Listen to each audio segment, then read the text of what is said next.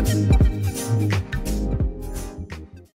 আলাইকুম সবাইকে স্বাগত জানাচ্ছি আমাদের বুয়েট এস্ট্রাসের পক্ষ থেকে আয়োজিত এই ইঞ্জিনিয়ারিং সেশনে, যেখানে আমরা ইঞ্জিনিয়ারিং এডমিশন কিভাবে আমরা আমাদের ভুলগুলো থেকে শিক্ষা নিয়ে একটা সুন্দর করে আমরা রোড ম্যাপটা তৈরি করতে পারতাম সেটা নিয়ে আমরা এখানে কথা বলবো। ঠিক আছে, আমরাও সদ্য ইঞ্জিনিয়ারিং শিখছি এক একজন।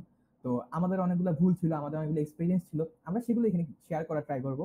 তো আমাদের সাথে এখানে আছে আমাদের তামিম ভাই, বুয়েট ট্রিপলি, ওনার র্যাঙ্ক ছিল 6। তো সবাই ওনাকে আইডল হিসেবে চিন্তা করে। এরপর আমাদের জ্যোতিনন্দন ভাই, বুয়েট ট্রিপলি। এরপর আমাদের শিমুল ভাই, উনি হচ্ছে বুয়েট ট্রিপলি।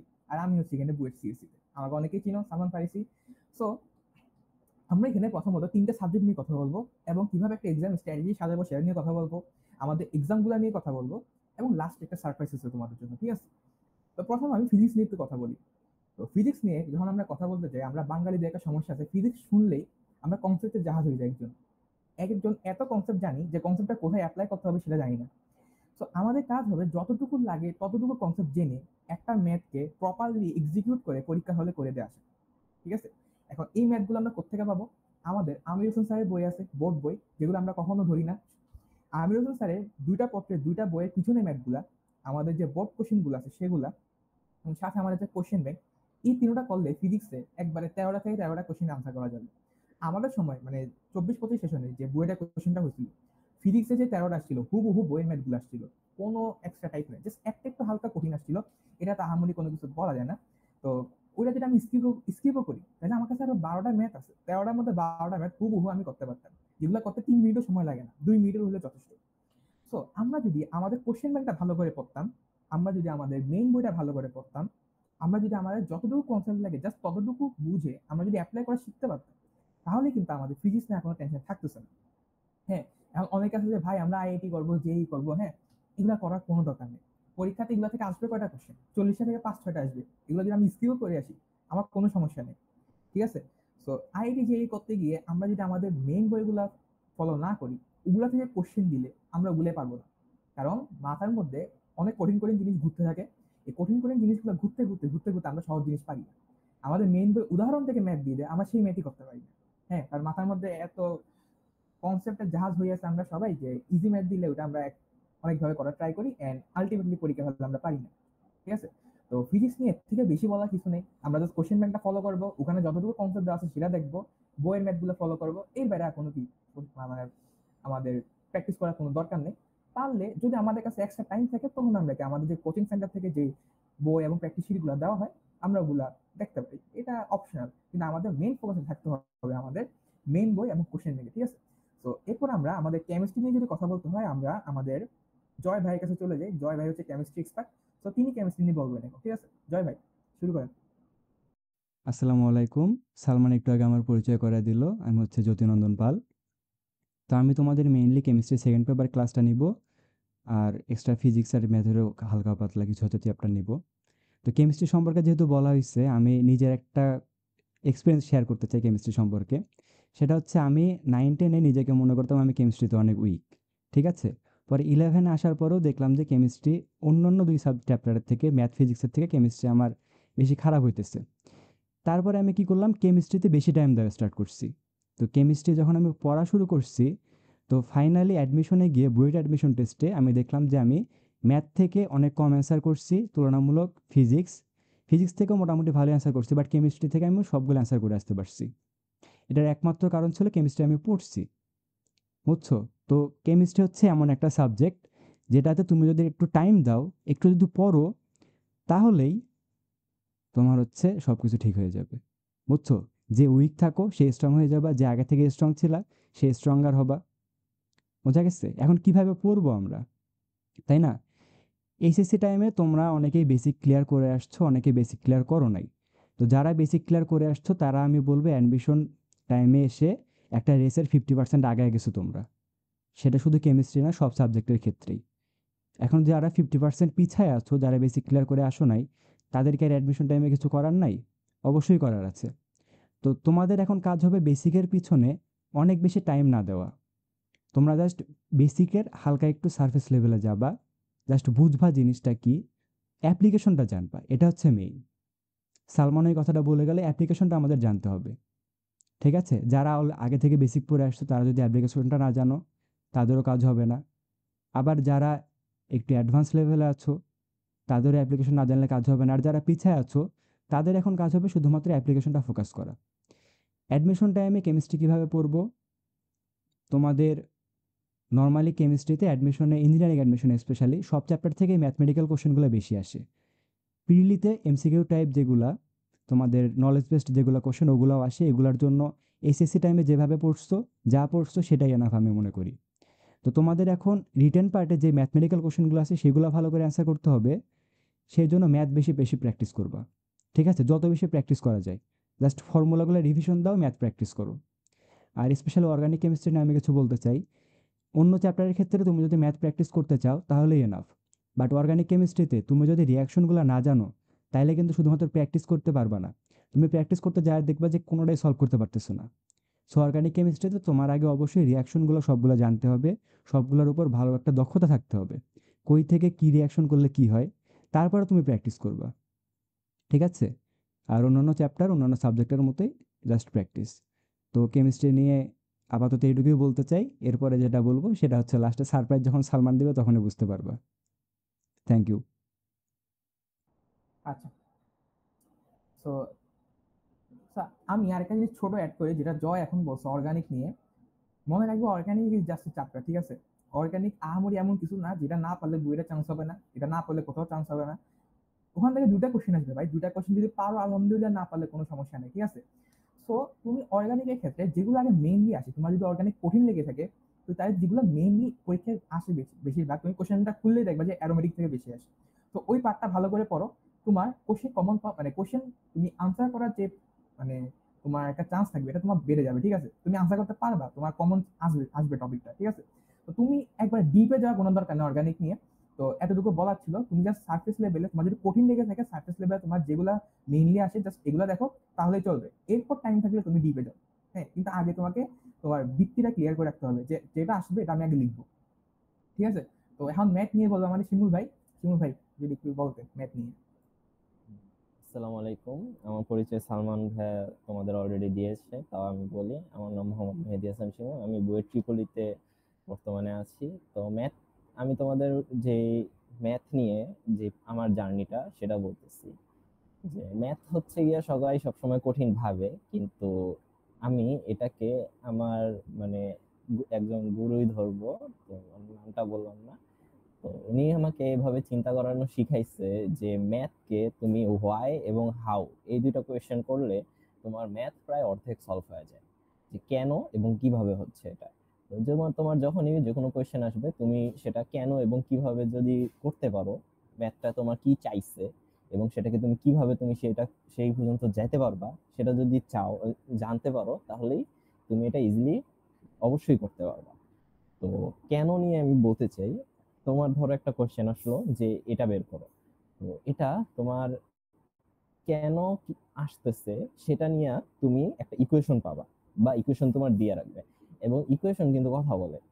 ইকুয়েশনের কথা কি? ইকুয়েশনের কথা হচ্ছে তোমার গ্রাফিক্যাল মেথড। তো তোমার যদি গ্রাফটা হয়তো চোখের আন্দাজে একটা গ্রাফ থাকে, তাহলে তুমি ধরতে পারো তোমার 40% ম্যাথ অলরেডি হয়ে গেছে, বাকিটা তোমার পুরো থিওরির উপরে। অ্যান্ড তোমার যেহেতু গ্রাফটা মনে আছে, অবভিয়াসলি তোমার গ্রাফের মধ্যে যে ইম্পর্টেন্ট পয়েন্টগুলা, সেই পয়েন্টগুলো তোমার মনে থাকবে, এবং ওই ম্যানগুলো দিয়ে তুমি এত ফাস্টলি ম্যাথ করে ফেলতে পারবা যে তুমি সেটা চিন্তাও করতে পারবা না। তো এভাবেই হচ্ছে গিয়ে ম্যাথটা তোমার প্রিপারেশন যে নিবা, ম্যাথ এখন তুমি কিভাবে অ্যাডমিশন টাইমে প্রিপারেশন নিবা, সেটা হচ্ছে তুমি ধরো একটা চ্যাপ্টার পড়লা, সেটা নিয়ে তুমি জাস্ট ম্যাথ সলভ করে গেলা, কিন্তু ম্যাথ কি জন্য সলভ করলা, কিভাবে সলভ করলা, এটা তোমার কোনো মাথায় নেই। সেটা কিন্তু তোমার করলে হবে না। তুমি যে ম্যাথটা সলভ করলা, সেটা তোমার আর কি কিভাবে আসতে পারে, মিন্স তোমাকে তো একটা জিনিস চাবে প্রশ্নের মধ্যে, সেখান থেকে আর কি কি জিনিস চাওয়া যায় তুমি সেগুলা নিয়ে চিন্তা করবা। দেন তোমাকে একভাবে প্রশ্ন দিচ্ছে, আর কোন কোন ভাবে প্রশ্নটা করা যায় সেগুলো নিয়েও চিন্তা করতে পারো। তো এভাবে চিন্তা করলে তুমি দেখবা তোমার একটা ম্যাথ থেকে তোমার 10টা ম্যাথ এমনি এসে পড়তেছে। অর্থাৎ তুমি একটা ম্যাথ যদি সলভ করো, তাহলে তোমার 10টা ম্যাথের প্র্যাকটিস এমনি হয়ে যাবে।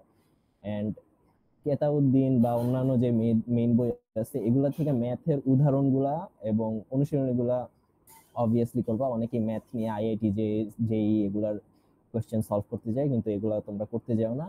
বেশিরভাগ কোশ্চেনই আমাদের উদাহরণ থেকেই দিয়ে দিবে বা বইয়ের থেকেই দিয়ে দিবে, যেগুলা প্রিভিয়াস কয়েক বছর দিয়ে দেখা যাচ্ছে।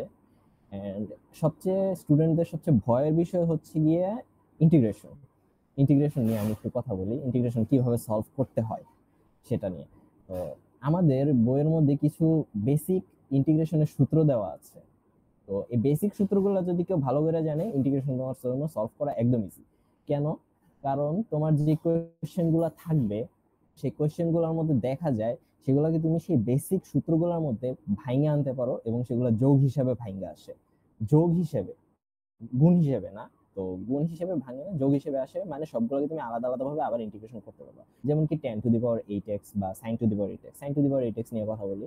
তো sin⁸8x কে তুমি sin8x, sin6x, এগুলো sin4x, এভাবে তুমি আস্তে আস্তে ভাঙতে পারবা। বা cos6x, cos4x, cos8x, এগুলো ভাঙতে পারবা। তো এগুলা ভাঙলে এগুলো যোগ আকারে আসে। তো এখান থেকে আমরা কি বোঝা যাইতেছে যে ইন্টিগ্রেশনকে তুমি এই বেসিক যে সূত্রগুলা এগুলোর মধ্যে ভাঙা ইজিলি আনতে পারো। তো এটা হচ্ছে কি তোমার জাস্ট এই ভাঙার যে অংশটা, এটাই কঠিন। ইন্টিগ্রেশন এর থেকে তোমাদের বেশি কঠিন না। এই যে এখান থেকে যে ওই প্রসেসটা আসতে হয়, এটাই সবাই ভয় পায়। তো এটা নিয়ে ভয় পাওয়ার কিছুই নেই। তোমার যদি একটু ধরতে পারো যে ম্যাথের একটু বেসিক ভালো আছে, এটা যদি একটু ধরতে পারো, তাহলে তোমার ক্ষেত্রে এটা ম্যাক্সিমাম আমি বলবো যে 90% ম্যাথ, ইন্টিগ্রেশনের ম্যাথ সলভ করা পসিবল। তো আমি ম্যাথ নিয়ে এটাই বলবো। অ্যান্ড সবচেয়ে গুরুত্বপূর্ণ যে কথাটা তোমাদের হচ্ছে গিয়া জ্যামিতি, যে অংশটুকু, যে সরলরেখা, বৃত্ত, দেন হচ্ছে গিয়া পরাবৃত্ত, উপবৃত্ত, and অধিবৃত্ত, এগুলো একটু ভালো করে করবা। কারণ এগুলা থেকে দেখা যায় যে প্রায় অনেক ভালো মতোই ম্যাথ এসে পড়ে। মানে তুমি যদি এইটুকু করতে পারো, তাহলে তুমি দেখতে পারবে যে বুয়েটের যে 3 থেকে 4টা ম্যাথ এমনি ইজিলি পেয়ে যাইতেছো। এগুলো, এইসব জ্যামিতির থেকে আমাদের প্রিলিতে অনেকগুলা কোশ্চেন আসে, বলতে গেলে অনেক কোশ্চেন আসে। তো প্রিলিতে এই জ্যামিতি পড়লে তুমি একটা প্লাস পয়েন্ট পেয়ে যাবা। এন্ড পড়া মানে ম্যাথ সলভ করতে গেলে এগুলো সুইফট হইতে হবে। ওই যে বললাম গ্রাফটা মনে রাখা, তো গ্রাফটা তোমার গ্রাফস এর মধ্যে থাকতে হবে। তো থাকলেই তুমি এটা প্রিলিতে ইজিলি কনকার প্রিলিতে ইজিলি করতে পারবা, এন্ড রিটেনও তুমি একটা প্লাস পয়েন্ট পাবা। তো এতটুকুই আমি বলতে চাচ্ছি। বাকিটা হচ্ছে গিয়া শেষের দিকে সালমান ভাই যে সারপ্রাইজ দিচ্ছে, ওই টাইমে বলা হবে। সো ম্যাথের মধ্যে মানুষের একটা সমস্যা থাকে, সেটা হলো ম্যাথকে আমরা অনেক কঠিন করে চিন্তা করি, ঠিক আছে? আমাদের সময় বুয়েট 24-25 সেশনে 5টা ম্যাথ হুবহু বই থেকে আসছে, হুবহু বইয়ের অনুশীলনী, এন্ড এগুলো খুবই কমন। তো তুমি যদি বইটা ইগনোর করে যাও, তাহলে কিন্তু কোন লেভেলের সমস্যা পড়বা তুমি মেন এক্সাম, এটা তুমি নিজেই বুঝতেছো, ঠিক আছে? এসব আইআইটি যে এগুলা করে কোনো লাভ নেই ভাই। তোমার যদি আগে থেকে এগুলো শেষ করে থাকে, তাহলে তুমি করবে, তুমি ফ্রি টাইমে কি করবা? আমার সময় আমি যেটা করতাম ম্যাথের ক্ষেত্রে, আমি প্রত্যেকটা ম্যাথ করতাম আমার মেইন বই। আমার ম্যাথের খাতা ছিল প্রায় 5টা, এত মোটা মোটা 5টা খাতা ছিল ম্যাথের, যেখানে একটা বইয়ে টপ টু টো ফলো করা হতো, মানে টপ টু টো একবারে নোট ডাউন করছিলাম আমি। তো তুমি একটা বই যদি টপ টু টো শেষ করো, এটা বেনিফিটটা কি? ধরো একটা ম্যাথের যে হার্ডনেস লেভেল যেটা এখানে হয়, তার পরের ম্যাথের হার্ডনেস লেভেলটা বই একটু করে উপরে হয়। এভাবে করতে করতে করতে করতে তোমার একবার এক্সট্রিম পর্যন্ত চলে যায়, যেটা আমি কেতাবুদ্দিন স্যারের ম্যাথে ফলো করছিলাম। অন্যান্য স্যারের বই আছে, যেমন অক্ষরপত্র আছে, আর রূপান্তরিক প্রকাশন আরো কিছু আছে, ওগুলো কিন্তু সেম। তোমাকে লেভেল বাই লেভেল সবগুলোকে আগানো হবে। তো তুমি যদি ওই লেভেল বাই লেভেল সবগুলো আগায় থাকো, তাহলে তুমি বুঝতে পারবা যে একটা ম্যাথকে কিভাবে চিন্তা করতে হয়, কিভাবে স্টেপ বাই স্টেপ দিয়ে একটা প্রবলেম সলভ করতে হয়, বুঝছো? ম্যাথ এটা কিন্তু এমনি করি না, তুমি যদি বিগত সালে কোশ্চেন গুলো দেখো, দেখবা যে 14টা ম্যাথের মধ্যে প্রায় 4-5টা কোশ্চেন থাকে। তো তুমি একটু ম্যাথটা নিয়ে খুব টেনশন, মানে তোমার যদি টেনশন করার জায়গা থাকে সেটা হবে ম্যাথ। তো ম্যাথের ক্ষেত্রে একটু এফোর্ট বেশি দিতে হয় মানুষের, যাতে ম্যাথটা একটু ভালো করে করো। আর তোমার যে র্যাঙ্ক আগে, এই র্যাঙ্কটা আগাবে একমাত্র ম্যাথের কারণে, কারণ তোমার ফিজিক্স আর কেমিস্ট্রি সবাই আনসার করতে পারে যদি একটা জেনারেল কোশ্চেন করে বুয়েট, কিন্তু ম্যাথটা সবাই আনসার করতে পারে না। তো এই ম্যাথের মধ্যে একটু ভালো করে ফোকাস দিবা তোমরা। তো এখন আমাদের এক্সাম স্ট্র্যাটেজি নিয়ে বলবে আমাদের তামিম ভাই। আমরা তো 3টা সাবজেক্ট নিয়ে বললাম যে 3টা সাবজেক্টে কে কিভাবে কথা বলবা, মানে কে কিভাবে, সরি মানে পড়াগুলো করবা, কিভাবে আগাবা পড়াটা। কিন্তু এক্সামের স্ট্র্যাটেজি নিয়ে যদি কথা বলতে হয়, এটা আমরা এখন তামিম ভাইয়ের কাছে যাবো, কারণ তামিম ভাই আমাদের এক্সাম টপার, উনি জানে কিভাবে এক্সামের যে স্ট্র্যাটেজিটা হ্যান্ডেল করতে হয়। তো তামিম ভাই যদি কিছু বলতেন। আসসালামু আলাইকুম। আমার নাম হচ্ছে তামিমুর রহমান। বর্তমানে পড়াশোনা করতেছি বুয়েট ট্রিপলিতে। তো আমি কিছু স্ট্র্যাটেজি নিয়ে কথা বলবো। তো শুরুতে আমি বলবো হচ্ছে কোয়েশ্চেন ব্যাংক নিয়ে। তো অনেকে হচ্ছে এই কোয়েশ্চেন ব্যাংকটা ইগনোর করে। তো এটার ইম্পর্টেন্স সবাই বুঝে হচ্ছে পরীক্ষা দেওয়ার পরে। বুয়েটে চান্স পাওয়ার পরে বা চান্স না পেলে তখন সবচেয়ে বেশি ওদের যারা চান্স পায় না তারা। তো এটার ইম্পর্টেন্সটাকে আমি বলি যে প্রত্যেক বছর যদি তুমি কোয়েশ্চেন গুলো যদি অ্যানালাইসিস করো, দেখবা যে প্রত্যেকটা সেশনেই তার আগের বছরের আগের সেশন গুলো থেকে অনেক কোয়েশ্চেন কমন। যেমন আমাদের সেশনে যে ফিজিক্স কেমিস্ট্রি ম্যাথ তিনটা মিলে অনেকগুলো কোয়েশ্চেন কমন আসছে একদম হুবহু। যেমন একটা কোয়েশ্চেন ছিল স্থিতিবিদ্যা থেকে, এটা হচ্ছে মূলত ওল্ড সিলেবাসের প্রশ্ন, কিন্তু আগের সেশন গুলো আসছে। তো এটা একদম হুবহু ডাটা সহ আমাদের পরীক্ষা চলে আসছিল। তো কপাল বলতে আমার আনসার সহ মুখস্থ ছিল, তো লিখে দিতে পারছিলাম। তো বলতেছিলাম যে এগুলো পারা লাগবে, যেটা ওল্ড সিলেবাস ছিল মানে। কিন্তু এছাড়া আরো অনেক কোয়েশ্চেন হুবহু কমন আসছে। তো এগুলো যদি কোয়েশ্চেন ব্যাংক যদি ভালো করে পড়ো তাহলে এগুলো পারবে একদম ইজিলি একদম। এবং এগুলো কিন্তু 3 মিনিট না, এগুলো কিন্তু তোমার 1.5 মিনিট বা 2 মিনিটে সলভ করে ফেলার কথা। যেহেতু এগুলো হচ্ছে তোমার আগের বছরে আসা প্রশ্ন এবং তুমি প্র্যাকটিস করে আসছো এগুলো, তো এগুলো হচ্ছে তুমি 1.5 মিনিট বা 2 মিনিটে সলভ করে ট্রাই করবে।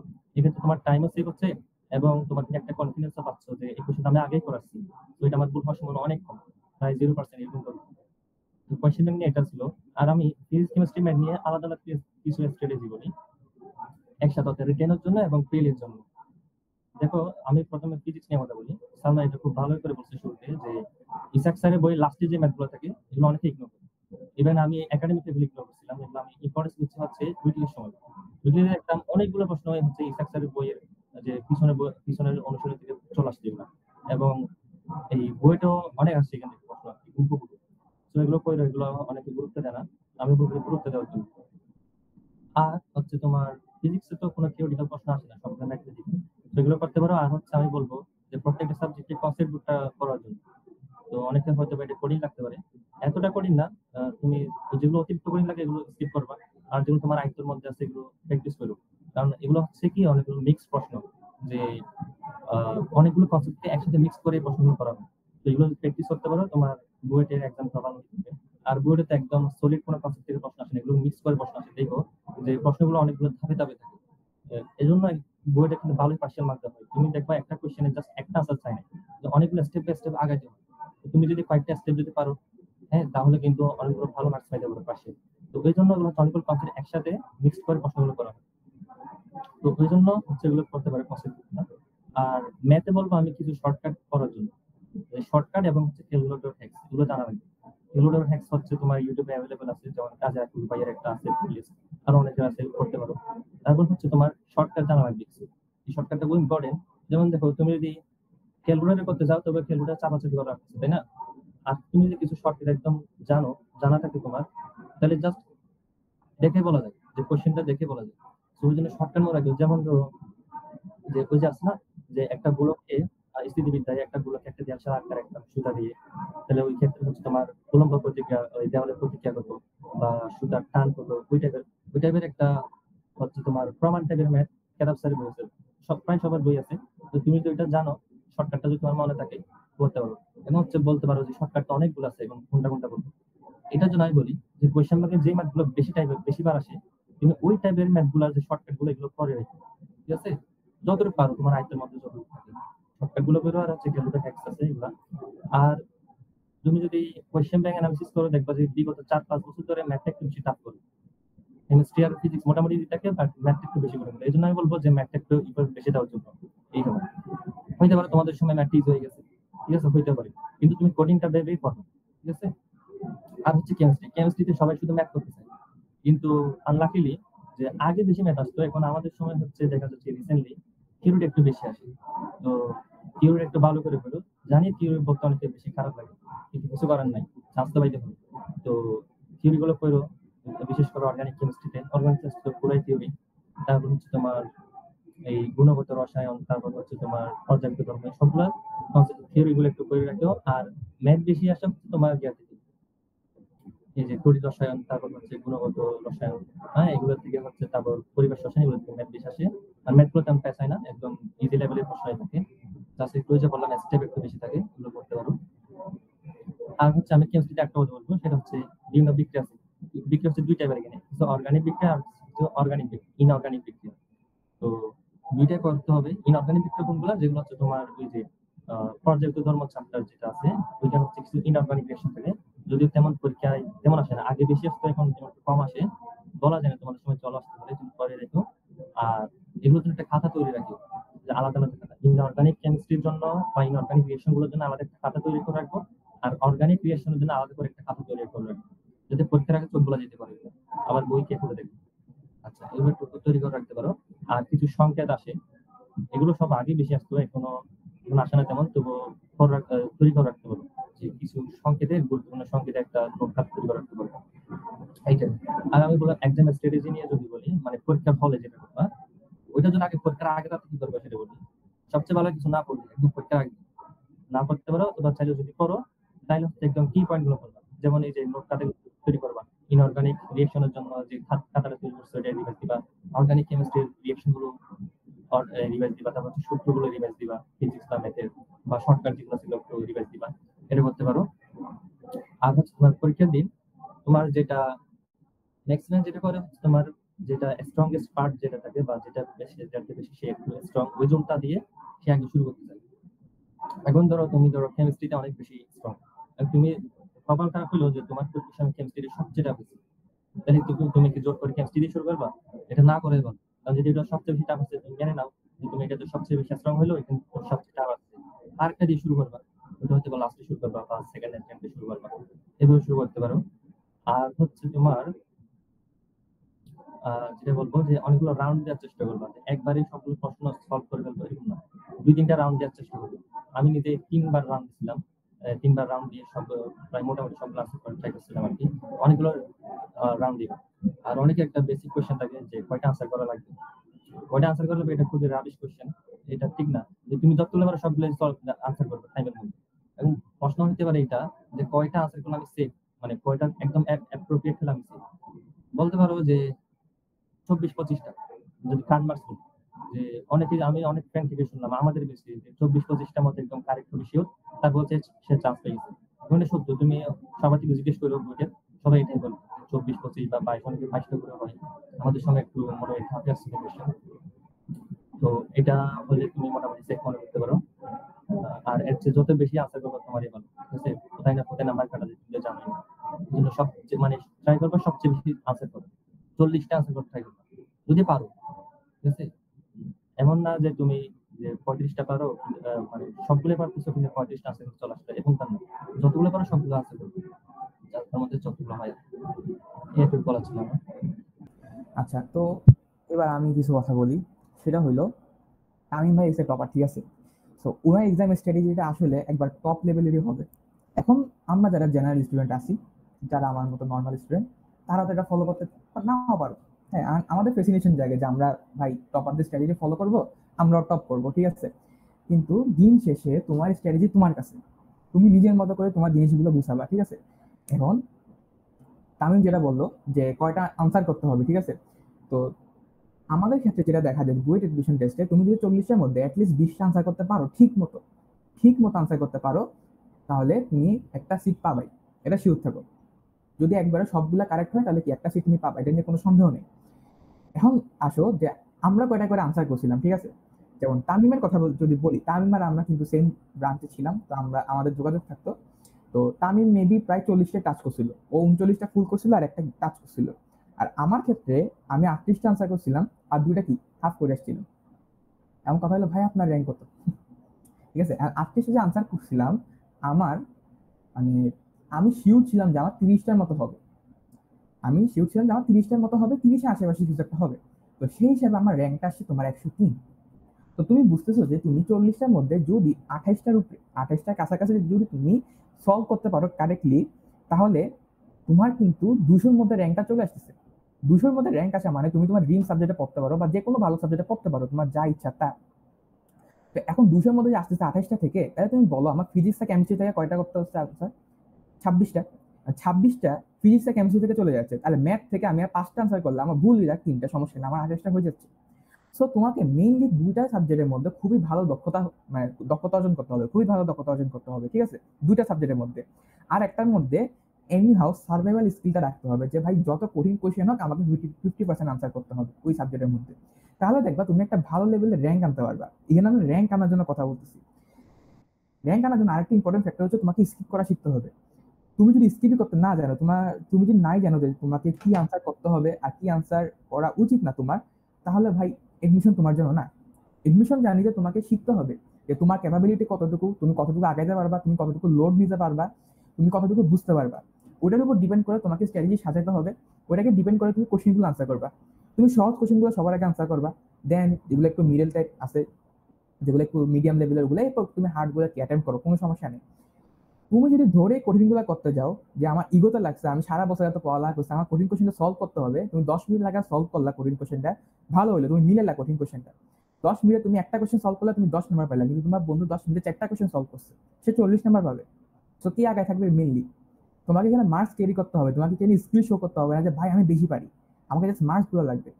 সো এটা হলো আমার র্যাঙ্কের কথাবার্তা। এরপর হইলো আমার যদি একটা সিট লাগে, তাহলে তো বললাম যে 50%। বাংলাদেশে এমন কোনো এডমিশন নাই যেখানে 50% তুমি না 50% করতে পারলে তুমি চান্স পাবা না, এমন কোনো এডমিশন নেই। আমার যে কুয়েট এক্সাম হয়েছে, কুয়েটে তুমি যদি জাস্ট পাস করতে পারো তুমি একটা সিট পাচ্ছ কুয়েটে। আমাদের যে ডিউ এক্সাম হয়েছে ঢাবি, ঢাকা ভার্সিটি, ওখানেও যদি তুমি জাস্ট পাস করতে পারো তুমি একটা সিট পাচ্ছ, এবং 6,000 7,000 র্যাঙ্কে আমরা ট্রিপলের মতো সাবজেক্ট পাচ্ছি। তুমি বুঝতেছো কাহিনী কোন দিকে হচ্ছে? বাংলাদেশের মানুষের মানে কি বলবো, বাংলাদেশের স্টুডেন্ট গুলা তোমার একবারে যখন লাস্ট মোমেন্টে এসে তৈরিটা ডুবাই দেয়, লাস্ট মোমেন্টে এসে হাল ছেড়ে দেয়। তুমি দেখবা তোমার যে ব্রেনটা এটা এডমিশন সিজনের শুরুতে একবার খুবই ভালো কাজ করতেছো, তুমি অনেক কিছু শিখতে পারতেছো, অনেক কিছু মনে রাখতে পারতেছো, বাট যত দিন যাবে, হ্যাঁ ধরো বুয়েট এক্সামে 1 মাস আগে তোমার ব্রেন ডেড, তোমার ব্রেন আর কাজই করতে চাবে না, কোনো নতুন কিছু শিখতে পারবে না, কোনো নতুন কিছু শিখতে পারবে না, তুমি ট্রাই করলেও শিখতে পারবে না, তোমার ব্রেনটা কাজ করা বন্ধ করে দিবে ওয়ান কাইন্ড অফ। তো ওই সময় তোমার যে একাডেমিতে তুমি ইজি জিনিসগুলো শিখছিলা, যে বেসিক কনসেপ্টগুলো শিখছিলা, যে ইজি ইজি পদ্ধতিগুলো শিখছিলা ম্যাথ করা, ওগুলোই মনে থাকবে, এগুলো দিয়ে তুমি ম্যাথ করতে পারবা, এগুলো দিয়ে তোমার চান্স হবে। আধ্যাত্মিক লেভেলে আইআইটি যেই আধ্যাত্মিক লেভেলে যে কনসেপ্টগুলো, এগুলো তোমার মনে থাকবে না মেইন এক্সামের সময়, বিশ্বাস করো। ঠিক আছে? সো এই গেল আমাদের কথাবার্তা। তোরা আর কিছু বলবি এখানে? যদি বলতে চাস বলে ফেল, এরপর আমরা আচ্ছা, সারপ্রাইজ আমি কিছু বলি যে এই যে বিষয়, যে এক্সামের আগে দিয়ে ব্রেন লক হয়ে যায়, যে এই বিষয়টা নিয়ে। তো এই বিষয়ে হচ্ছে গিয়ে অনেক কমন, সবাই কিছু না কিছু ফেস করে। এক্সামের আগে দিয়ে ব্রেন লক হয়ে যাওয়া, অনেক প্যানিক করা, এক্সাম টাইমে প্যানিক করা, তো এগুলো আর কি করা যায় না। অ্যান্ড সবচেয়ে ইম্পর্টেন্ট বিষয় হচ্ছে গিয়ে স্কিপিং। কারণ একটা যদি যেই কোশ্চেনের টাইম সবচেয়ে কম লাগে সেই কোশ্চেনগুলোই সবার আগে করে ফেলতে হয়। কারণ সহজ হোক কঠিন হোক, এক লাইনে হয়ে গেছে মানে এক লাইনেই শেষ। ক্যালকুলেটরে করে ফেলতে পারতেছি মানে ক্যালকুলেটরেই শেষ। এই ধরনের কোশ্চেন গুলো আগে একটা গো থ্রু করা লাগে। গো থ্রু করার পরে হচ্ছে গিয়ে পুরো কোশ্চেন তুমি একদম ইজি কোশ্চেনে শেষ করে দিলা, তারপর যে মাঝখানের কোশ্চেন গুলো আছে দেন আবার ওইগুলা দিয়ে চালাইলা, তারপর আবার যেগুলো কঠিন কোশ্চেন টাইম থাকলে সেগুলো সলভ করা, এরকম ভাবে যেতে হয়, নাহলে টাইম ম্যানেজমেন্ট করা যায় না।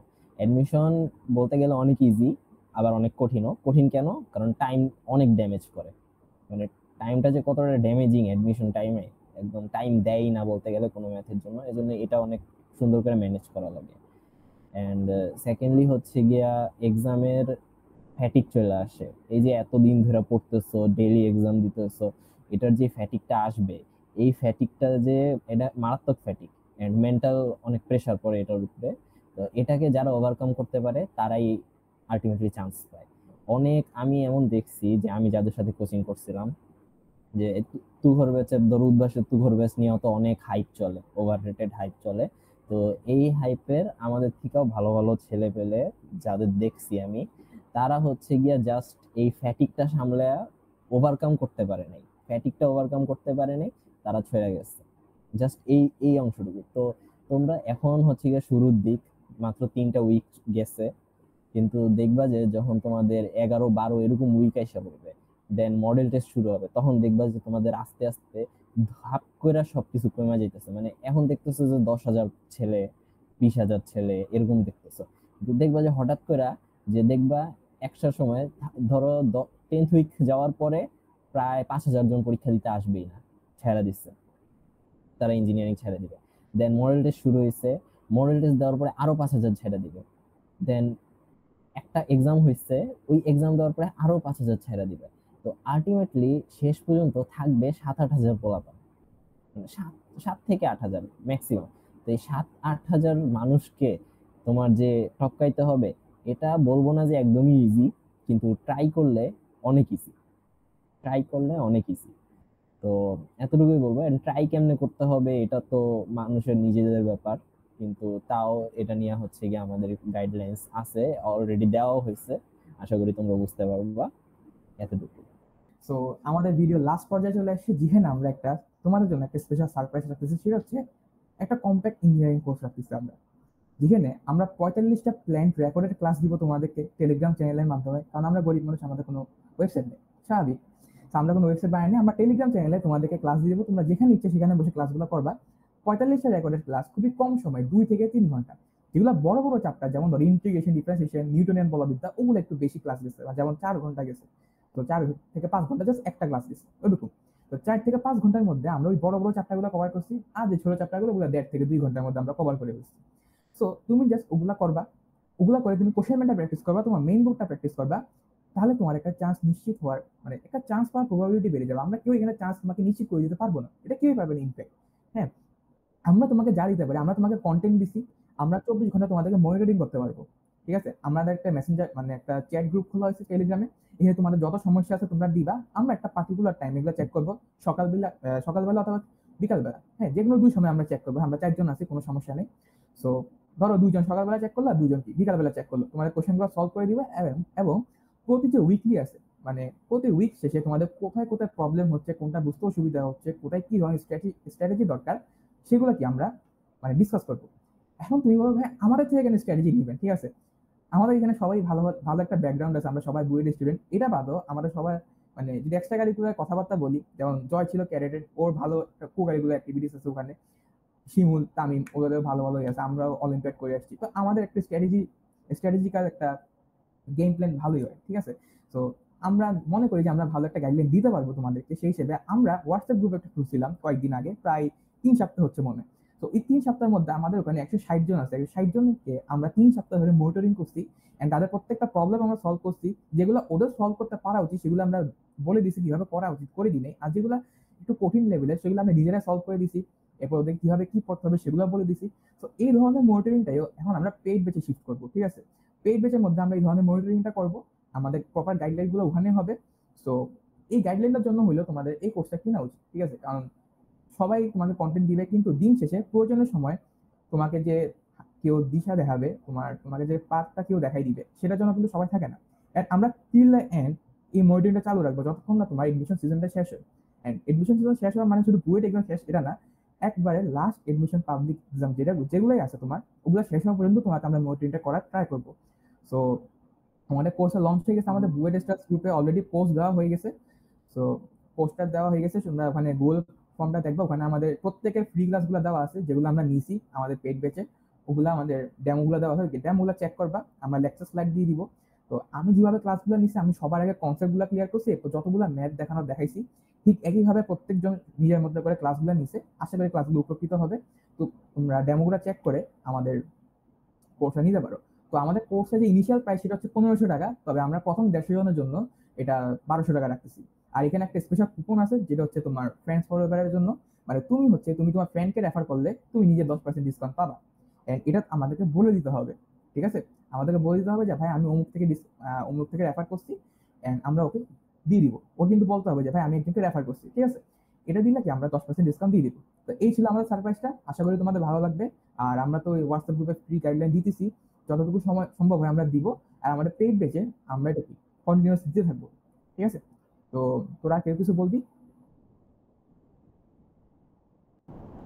আচ্ছা, আমাদের যে পার উইকে জুম লাইভ সেশন হবে সেটাও বলে দে। হ্যাঁ, এটা তো পার উইক আমাদের অন্য কোথাও কোনো কোর্সে দেওয়া হয় না, শুধু আমরাই দিচ্ছি। হ্যাঁ, আমরা per week zoom class session নেব, যেখানে আমরা প্রত্যেকের কথাবার্তা শুনবো যে কার কি প্রবলেম হচ্ছে, ভাই ঠিক আছে, কত মেন্টাল প্রেশার যায়, কত একাডেমিক প্রেশার যায়, কত সমস্যা হয়, সবগুলো শুনবো, সবগুলো সলভ করার ট্রাই করবো। কারণ আমরা এটার মধ্য দিয়ে গেছি, আমরা কিভাবে সলভ করছি ওগুলো কথা বলবো। এজ এ বিগ ব্রাদার আমরা এগুলো সব সলভ করার ট্রাই করবো। সো আর কিছু বলবি তোরা? মানে তোরাই বল। বেসিক্যালি হচ্ছে আমরা যে তোমাকে শুধু পড়াবো এটা না, মানে পুরো অ্যাডমিশন জার্নিটা জুড়ে তোমরা যাতে মেন্টালি ডিপ্রেস না হয়ে যাও, যাতে ভেঙে না পড়ো, হ্যাঁ, যাতে লেগে থাকতে পারো, এটাও আমরা ইনশিওর করব যেভাবেই হোক, বুঝছো? তো এইটুকুই। থ্যাংক ইউ সবাইকে।